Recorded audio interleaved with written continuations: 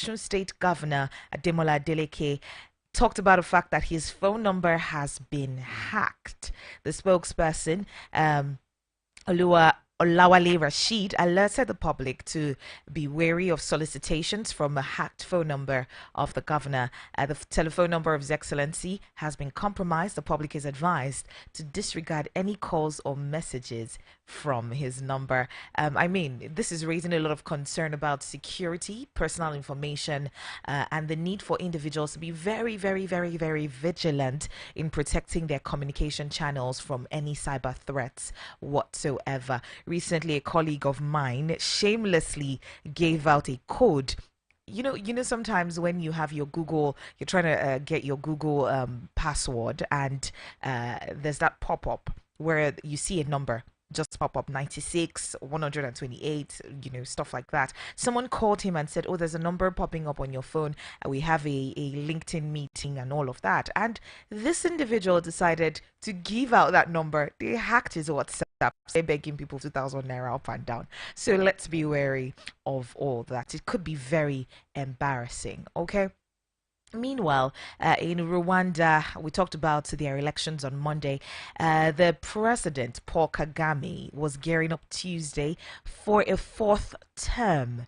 He won that particular elections in a landslide, 99.1% of votes, according to the partial results from the election, where only two challengers were allowed to run against him. Really, what exactly is happening to the democracy of Rwanda? Would you say that 99.1%, where only two challengers were allowed to run against him? That was a very democratic, keenly contested election.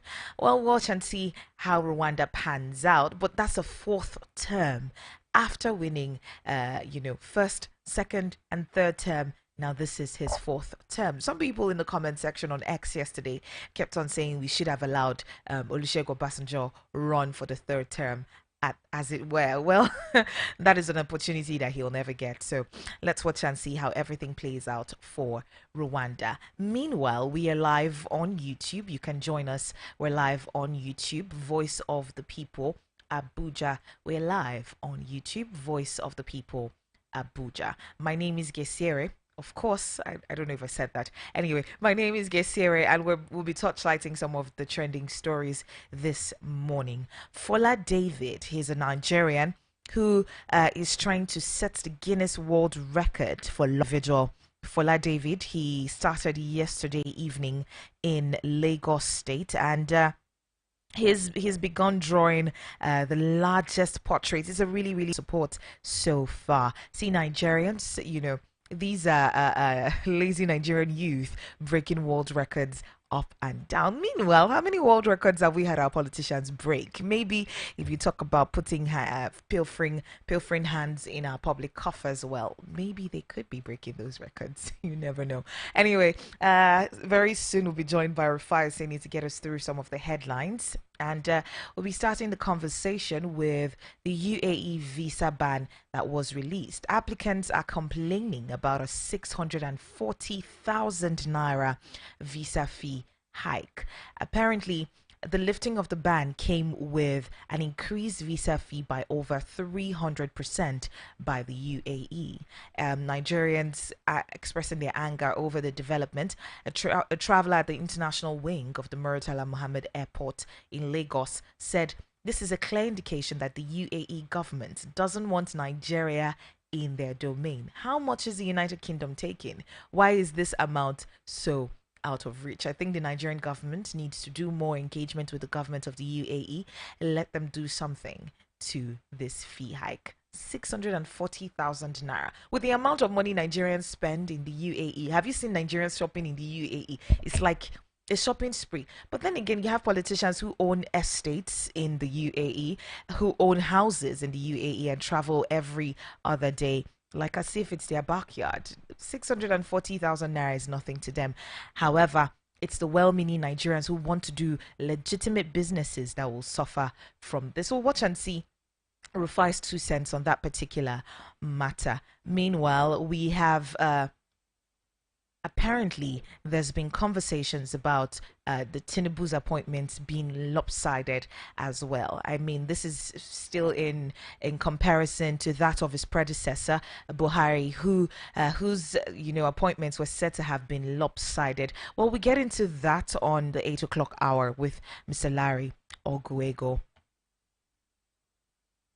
We have local government autonomy. 13 states are rushing to hold their council polls.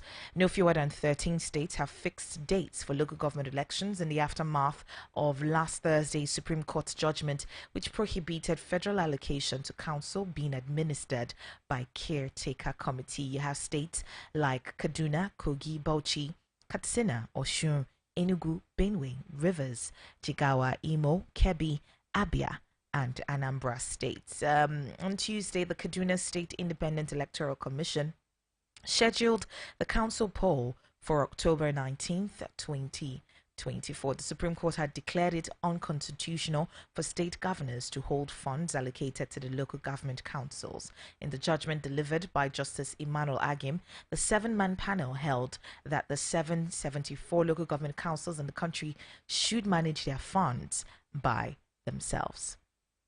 All right, we still have in the news Kano State Governor Abba Kabir Yusuf signing into law a bill establishing 3 second-class emirates in the state. It was reported that Kano State House of Assembly passed the Kano State Emirates Council Establishment Bill 2024 after the bill passed the third reading earlier on Tuesday.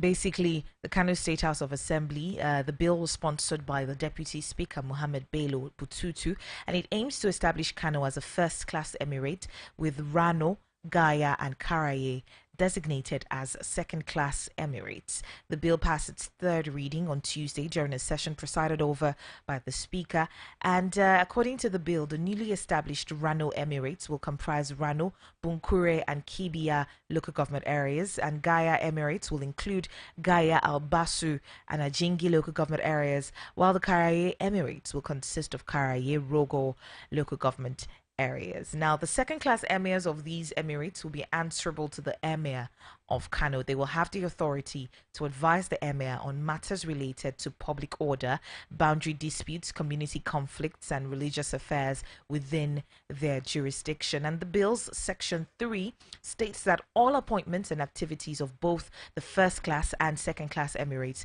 will require the governor's approval through the Commissioner of Local Government. Section 4 outlines the hierarchical structure, establishing the Emir of Kano as the head of all emirates, with second-class emirs exercising jurisdiction over their respective local government areas. Well, this also empowers the governor to appoint any suitable person as a second-class emir per the provisions of Section 4. Well, according to an NNPP member representing Rano, he says that the establishment of the Rano Emirates is a welcome development, and it is one of the ancient emirates that predates Kano State. Well, we'll watch and see what Rufai has to say about this. Meanwhile, we also have the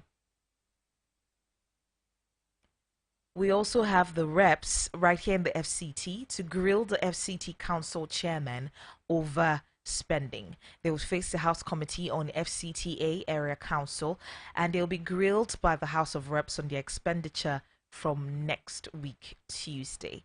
How have they been faring so far within different local governments here in local council, area councils rather, here in Abuja? Go ahead and let me know. You can join the conversation at any point in time. It is at 0808 312 8618. 0808 312 8618. That is the number to call to be a part of the conversation. How have your area council chairman been, behaving so far? Has there been a judicious use of the fund far? You can join us live on YouTube at Voice of the People Abuja. Join us live on YouTube at Voice of the People Abuja.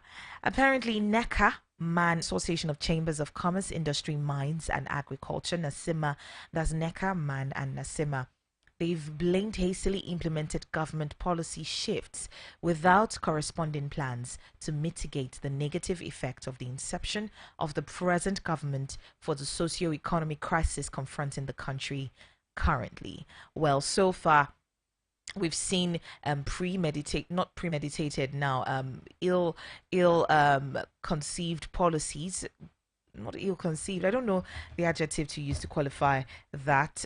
We have policies which have not been properly well thought out policies that have been implemented so far, and it has affected a lot of businesses in the country. And Neka, they're talking about major policy shifts undertaken by the government. They've had adverse effects across various sectors, and they've had terrible effects on businesses and the national economy. Do you subscribe to this school of thought? Let me know about it on WhatsApp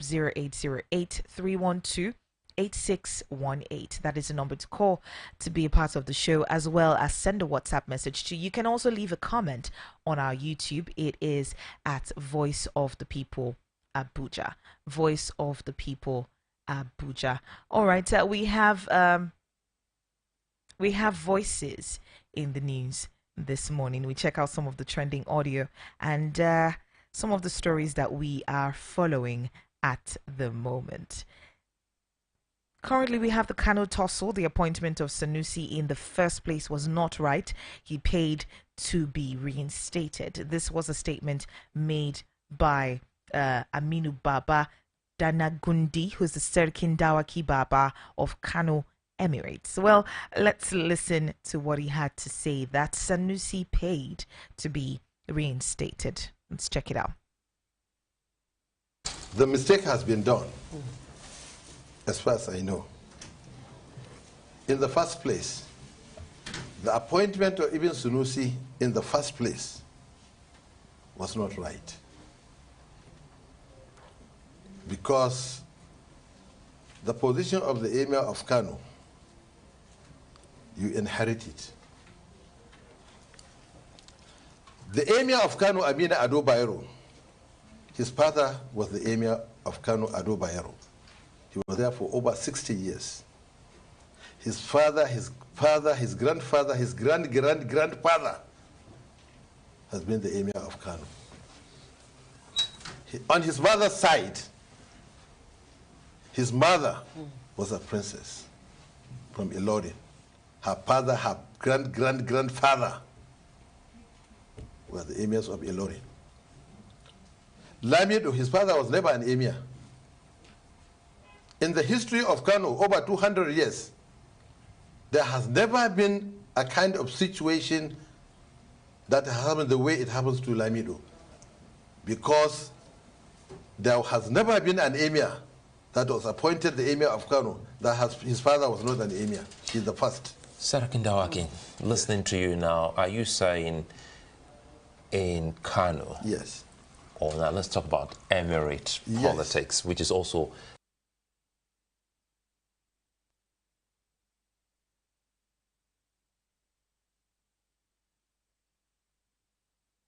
she's the. All right, Network has decided to play a fast one on us this morning, but hey, you get the entire gist. He's saying that he has paid to be reinstated. Well, whatever the case may be, he has been reinstated, and the deed has been done, and we're moving forward. However, when they removed him from office, that in itself was wrong. But we'll move on from that particular story. Governor Sanwo-Olu arrived at the NYSC orientation camp in Yanokbaja, Lagos, for the official closing ceremony of the Batch B stream orientation. And some people were saying Kopaowi. Let's watch. If you're not joining our YouTube live, then you are wrong, because you don't get to see this video of Governor Sanwo-Olu in his NYSC uniform taking selfies with the core members.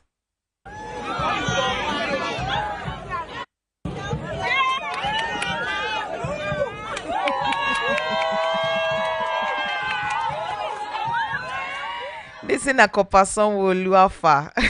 And that's what was said. But anyway, still on this conversation, the Lagos State Governor Babajide Sanwo-Olu, he gifted a farewell gift of 100,000 naira for each corps member departing the camp, and a sum of 100 million naira for the NYSC support staff. The pledge was made during his address as the special guest of honor at the NYSC passing out parade, the just concluded NYSC passing out parade. Let's listen to what he had to say. Daddy and your father, I cannot just come here, watch the very outstanding parade that I've seen here this month. Please let's give them another round of applause. You truly, truly, really deserve a permanent site. And so this year alone, I'll be putting available a total of 5 billion that I'll be using to start the full development of the permanent site for NYSC. For this batch, we have 4,254. And so with all sense of responsibility, and because you've been very hardworking, each and every one of you will go home with 100,000 naira.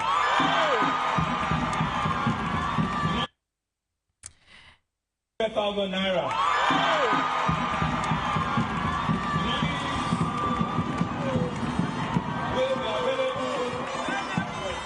Your daddy and your father.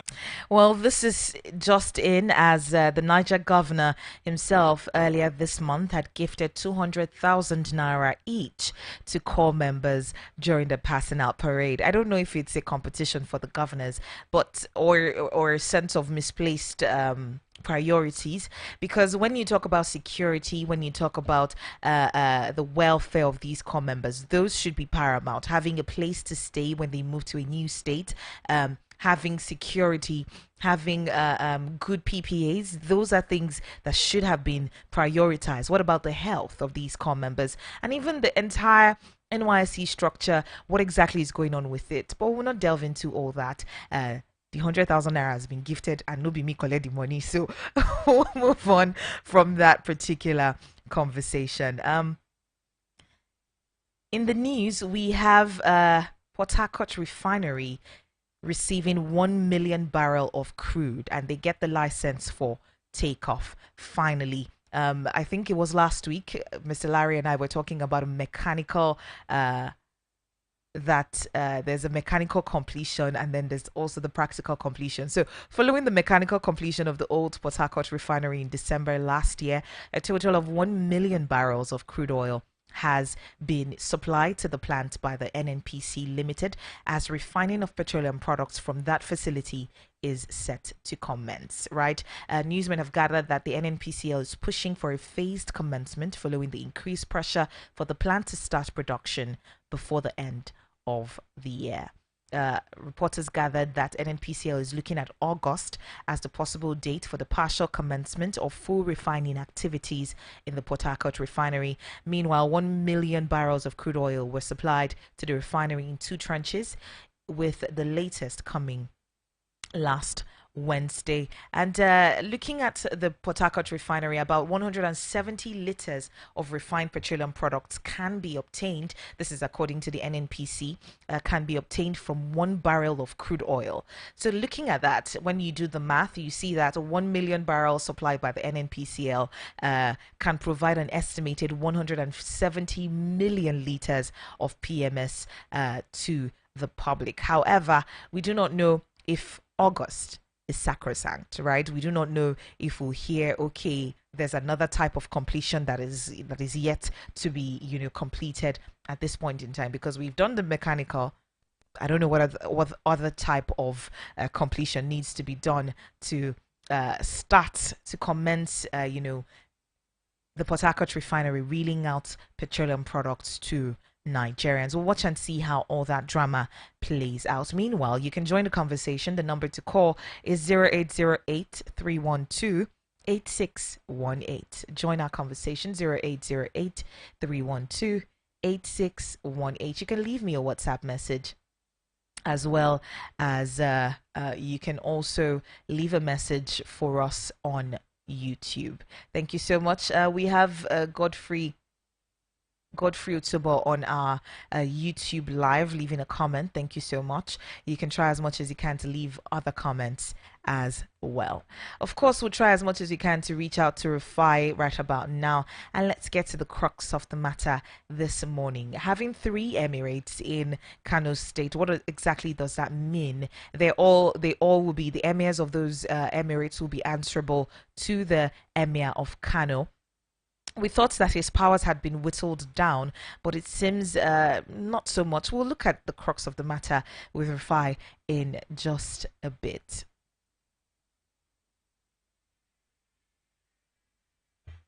Meanwhile, let's go ahead and pay some bills. We'll be back in just a moment. Stay tuned.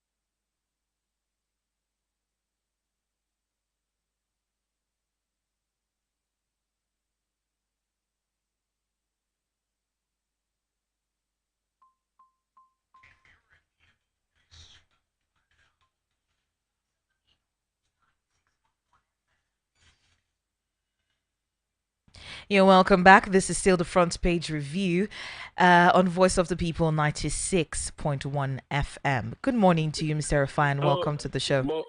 Yes, how are you? I'm fine, thank you so much. All right, jumping on this news, we have Kano Emirates breaking down into second-class Emirates and, all the others. I don't know what you think about this. What's your initial reaction to that news? Which news? I didn't hear it. I didn't hear that part. I talked about the Kano State House of Assembly passing the Kano State Emirates Council Establishment Bill, creating 3 second-class Emirates. I mean, it's part of their debacle now that keeps going on. And the truth is, I don't know why they're going back and forth as regards this. So I think it's just part of their moves to be able to consolidate and appease other parts as regards the debacle. You all know how they first repealed the laws and how all of that generated a lot of buzz in the first place. So once all of that happened, then you know that all of this fallout will continue to happen. So it's just about the fallouts that are coming up here. So does this in any way whittle down the power of the Emir of Kano State? No, it doesn't. It doesn't. It doesn't. I mean, the truth is, even when they passed those other laws, those other ancillary areas, they never whittled down the power of the Emir. Kano is sort of like a tutelar area with all these areas, so never whittled down any powers. All right. NNPC has talked about 1 million barrels of crude oil delivered to the PH refinery, and hopefully they're projecting an August resumption of dispensing crude petrol to Nigerians. When we see it, we will applaud them. Okay. All right. So watch and see how that plays out if August is sacrosanct. When we see it, it's not today they've been announcing. So. All right. Rwandan President Paul Kagame has gotten his 4th term after winning on a landslide 99.1%. That's not democracy. I'm sorry. That's autocracy. And it's going to have implications. You see, let me tell you when you feel the implications. There's going to be a battle for all when Kagame dies. You can get away with it because he's alive, but when he passes, you're going to see what's going to become of the transition process in Rwanda. That's not democracy. The hallmark of any success, if you think you're a success, is to have a successor. And I show your succession process. So I don't think it's done well. All right. Yesterday, we were applauding the federal government for a successful negotiation with the UAE and the lifting of the visa ban. Meanwhile, we saw a 640,000 naira visa fee So hike. a lot of people have checked that website. So they are saying they suspect foul play, but I want people to just be careful. I don't know if it's the correct website or not. But Hello. to do your, can you hear me? I can hear you now. Not just a 640,000 bill to do your verification, also not less than $10,000 in your account. In your account. So all of that, is still subject to a lot of verification. Let's see how it goes, because some investigative journalists did some work, and they were saying maybe the website is a website that the domain is not, the proper domain and all of that. But let's just see how all of this pans out in the coming days. I just think it's best for people to wait first and look at the possibilities on ground before they do anything. All right. Mr. Rufai, has your phone ever been hacked before? I don't pray for it. It's a bad experience. So Governor Adeleke's phone has been hacked. I've had friends and their phones have been hacked. Their WhatsApp, actually. It's not a good experience. I've had friends, a lot of friends. In fact, when the hacker hacked the phone, they called me to send them 300,000. I said, okay, I heard. But I know that my friend has that because the man of means has never called me to ask such request. So I knew what was up originally. Then I got a message from him. So I mean, it's just the pros and cons of all of this technology. So Where's the NSA in all of this? I remember there was a cybersecurity fee that Nigerians were supposed to be paying to ensure that we're neutralizing all the cybersecurity threats and all of that. No, but I thought that's been squashed. So I think most importantly is just vigilance. So, once your phone is been hacked, there are people on Facebook or anything you have on the internet that, they can go into your identity and all of that, because these are also touch points of your identity. So it's just all of us being that to work with the other. Okay. Mr. Rufai, I want to get your 2 cents. Olua Ali Macaulay. Appalling. I've given my 2 cents on that yesterday. Appalling. How can somebody that took palliative and converted it to hers? It just shows that we're a country that rewards a lot of poor performance. We're a country that rewards inefficiencies. We're a country that does not uphold it because of political benefits. It just shows we're not serious as a nation. Some people have also talked about the fact that why is the president only bringing people from Lagos to different appointment positions in the country? Are they the only ones who are qualified? I mean, this is still looking at what Buhari did as well. What's your take on that? In all fairness, there are people from other areas that they also bring in. But we've seen this tilt towards his Lagos loyalists, and that's what we have problems with. But in all fairness to him, the people from other areas is also brought in. But we've seen this massive tilt towards his Lagos. And I even discovered something yesterday that was shocking for me. A popular street in Ikoyi, has been renamed to the name of the Minister of Finance, Olawale Edo Street. And I'm wondering, Cameron Road used to be a popular road in Ikoyi. All of a sudden, I went to see a friend around there yesterday, and I saw that it's been renamed to the minister. It's not Olawale Edo Road or Street. I'm like, what's going on here? Huh? This is a minister that we think should be facing how to be able to make Nigeria productive. They're busy naming streets after themselves. What is the process of how important is it in naming a street after an individual? I don't know why that is the priority in the first place, with due respect. I don't know why that's the priority in the first place. I don't know why that's the priority in the first place. All right.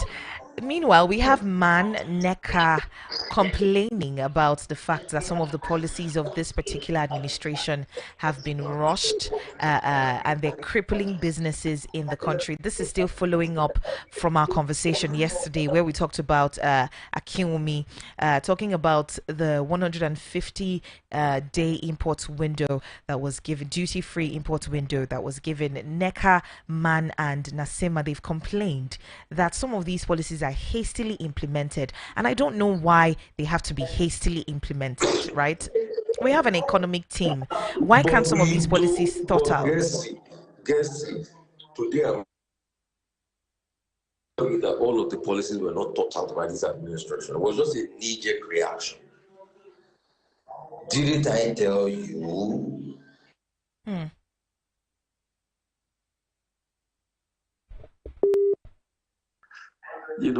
Ill thought out policy now we've raised interest rate or business cannot get loans and things like that. It just shows the volume of madness that goes on in this country. I told you now. I don't know what exactly can we do about it, because it's one thing to have Nigerians who are suffering, business it or not. Policies in your country must work for your business to thrive. That's just it. Governments now to be able to listen more to the businesses and harness all these ideas they put from the business and things to change just like that. That's why we keep saying government should have a human face. Human face. Pure and simple. Human face. Human face. That's it. Hmm. All right, moving on. We have the President Bola Ahmed Tinubu giving marching orders to the CDS General Christopher Musa to curb the menace of crude oil theft and vandalism in the Niger Delta region of the country in the shortest possible time. I don't know how many directives, marching orders that the President has to give for this issue of crude oil theft to be solved. Is it even possible to have that curbed finally, finally? Yes, can you hear me? I can hear you. It's not about marching orders. I'm angry. Enough of these stupid marching orders. The real players of the crude oil theft, they know them. They are big people in this country. Go after them. If you are truly serious, what is marching order? Marching order now, you go and catch one or two people that don't even do anything in the crude oil theft ecosystem. The other day that they saw a rig, that a post was connected to the rig to siphon fuel. Is that used to make noise for a bit? It's just going to use to make noise for a bit. That's just it. Hmm. It will never go anywhere. Mr. Fire people in especially in the oil sector, because when you look at it, we see that every single president has faced this issue of crude oil theft in one way or the other, and we're not fighting the big people, the big players who are behind some of the theft. So is it a thing of they do not have the guts, they're not ballsy enough to fight them, or they do not have the political will to fight these individuals?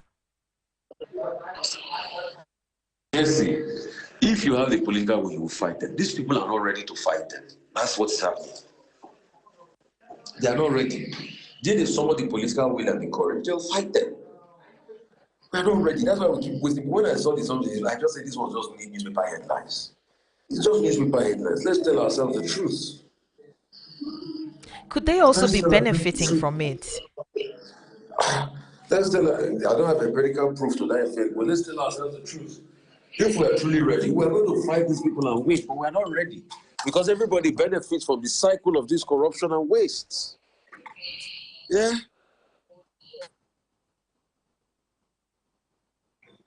The truth, yes, we are not ready.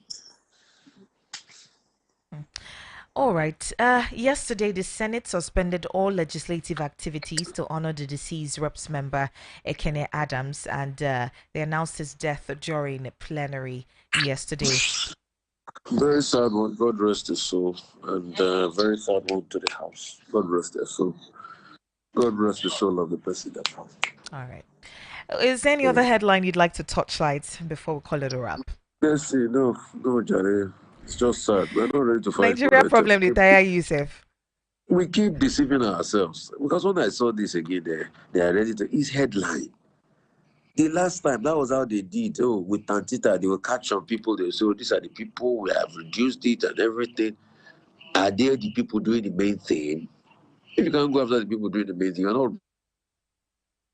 deceiving ourselves. There's too much.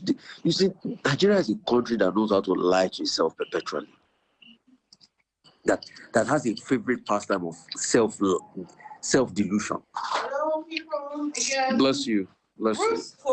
Bless you. Bless you. Bless you. Bless you. Bless you. Yeah. No wahala. Yes. Take care. Have a good day. Thank you so much, Mr. Rufai. Have a good day. All right. You have the opportunity to let me know what you think about any of our headlines this morning. 0808 312 8618. Could the government also, in one way or the other, be benefiting from this oil theft, or are these individuals who could potentially make the country ungovernable for the president, and that's why he has decided not to fight them? And we're here picking up one or two individuals who have maybe one or two pipelines connected to their houses or to their to their homes. All right, we have calls coming in. I don't know if it's the network, but do well to try to call back 0808 312 8618. That is the number to call to be a part of the conversation. 0808 312 8618. Leave us a comment on YouTube. Let's know what you think about our headlines this morning. Hello, good morning. Good morning. Good morning. Morning to you. Good morning. Can you hear me? Can you hear me? Good morning. Can you hear me? I can hear you. Okay. Yeah. Yeah. Talking about Mr. James calling from Abuja. You're welcome, Mr. James. Go ahead. Yeah. Talking of the crude oil test, you were asking Mr. Rufai whether any president will have the guts to follow this. Look, I believe in one person that would have done it. Anyway, that is just by the way. People would have done it too. I'm telling you. All these other people, they are cabals now. They are together. They need somebody that is not together with them. I'm telling you, that man would have fought these people. That is why they fight him not to come. But one day, this thing will happen. Somebody will come and they will fight. This is a very simple thing to do. Just as Mr. Rufai has said, it's a very simple thing to do. They know them. They know them. They are benefiting one way or the other. These people will come and meet the president, the relative, the wife, and tell them, tell your father to look this, this site has been, and take their jets and they'll share everything. I'm telling you, that is what is going on behind. Mr. James, yes. you say that Peter Obi would have been able to. We would not know until he becomes the president. But, exactly, wait, hold on. I want to ask a question. I want to ask you a question. Okay. How sure are you? Okay. Because when it comes to politics and politicians, we know that politicians are strange bedfellows. They might be fighting during the day and they are talking to each other in the night. You are very correct. But just it's antecedent. That man he knows he's not the regular type of politician that I know. He's in that case, I think he will do it. I'm telling you. Anyway, just as you have said, just that he's not elected, we don't know. But from his antecedent, I have the confidence that he would have been the person to do it. I'm telling you. Wow. All right, so we'll watch and see if he gets the opportunity come 2025, 2027 rather. We'll watch and see. Yes. All right. Any other headline you'd like to talk about before I let you go? That of Sanusi Lamido. Sanusi Lamido, the way your guests, that man they were interviewing, I don't even know his name, that it's not. If Lamido is not online, why did they give him in the first place? And after giving him, they are the people that are fucking down. That is why he's saying what he's saying, that he's not qualified. Why, if he's not qualified, why did they give him in the first place? Is he not there when they were giving him? Why didn't he go and tell them that he's not qualified then? So they should just allow this thing to lie low and allow peace to reign where there is peace. So that they will not be having all this problem where we have enough at our hand already. All right. Yeah. We'll watch and see, and our hearts and our prayers are with Kano State. Thank you so much, Mr. James. Exactly. Thank you. Welcome. All right. 0808 312 8618 is the number to call to be a part of our conversation. 0808 312 8618 is the number to call. We also have a WhatsApp message here that says, Gesire, good morning. No. Ha. Port Harcourt refinery. Now till we see and before we go believe, because we know say these governments they quick lie. All right. All right. When you're leaving your comments, please leave your name so we can know where you're calling from and where you're reaching us from as well. Okay. We also have a WhatsApp message here that says that they hack governor phone. That's just the message. All right. Thank you so much for your messages. Keep them coming in. On the 8 o'clock hour, we'll be speaking with Mr. Rufai on lopsided appointments. Where is the position of the federal character, especially as regards appointments in the country? And we saw the Buhari's administration tilt towards one particular region of the country, and now we're seeing this administration. Some people have said tilting towards the southwest. Well, we'll check that out in just a moment. But first, let's go ahead and pay some bills. My name is Gesiere Agua. Keep it locked right here.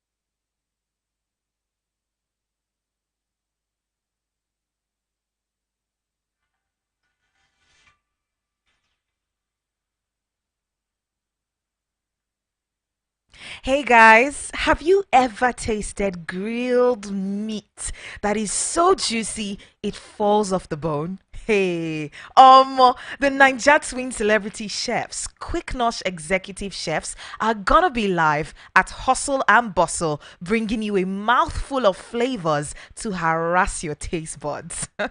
Now, this pop up is happening this Saturday, 6 p.m. at Hustle and Bustle, and it's the first of its kind, exploring different giant platters with a very intentional fusion of continental and local delicacies. Quicknosh is known for making and presenting giant platters, and they offer one of the best experience on this particular situation. Now, if you're celebrating a birthday, an engagement, or you just love to hang out with your family, your friends, you guys just want to jaye and enjoy yourselves, then there's a giant platter package to suit your pockets. Enjoy meals that are too beautiful to eat, too delicious to finish. You'll be asking for more. For are Odogu silencers, Agbabolas. They've got Odogu reloaded platter for the VVIPs, which serves about 12 persons. They've also got Thanksgiving platters for the VIPs that serve 8 persons. They also have their combos and platters that serve 3 to 4 persons.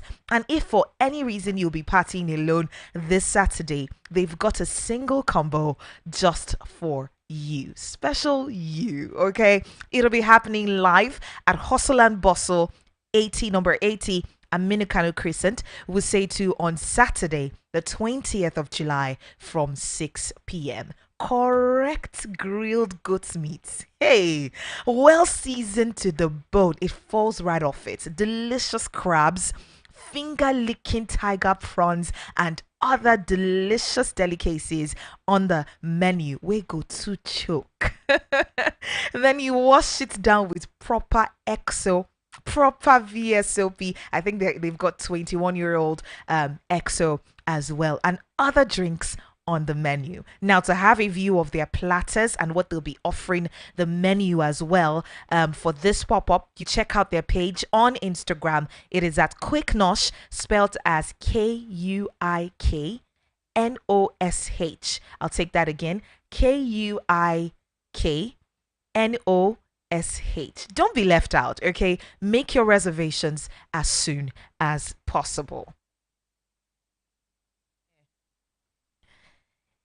If you haven't experienced any of the giant platters at Quicknosh, this is a perfect opportunity for you to explore and enjoy yourself with friends and family surrounded all around you. Once again, they've got for our Odogu silencers, they've got Odogu reloaded platter for the VVIPs. They've also got the Thanksgiving platter for the VIPs, a combo and combos and platters that serve about 3 to 4 persons. And if for any reason you'll be partying alone this weekend, you should step down with their single combo. Okay, it's all about food entertainment with the Naija twin celebrity chefs, leaving your eyes, your nose, and your mouth properly fed, watered, and fed to the max. Okay, for more information and reservation, call 0808 311 91589. That is 0808 311 91589 or 081 6325 7637. That is 081 632 57637. All right, that is about it. You want to check out Quicknosh on Instagram, spelled as Kuiknosh. If you haven't experienced any of their giant platters at Quicknosh, you should go check their Instagram page. It's absolutely bonkers. Oh my, your mouth could salivate. You can almost see the saliva dripping out. It's absolutely bonkers. You should check them out on Instagram at Kuiknosh. They've got a pop-up at Hustle and Bustle today. On Saturday, the 20th of July, from the 6 p.m. right down to 6 a.m. For all those are people that be partying till dawn. Your mouth are going to be fed, your eyes and ears and nose, every single senses will be tingling. You should go and enjoy yourselves this weekend. My name is Gesere. Good morning.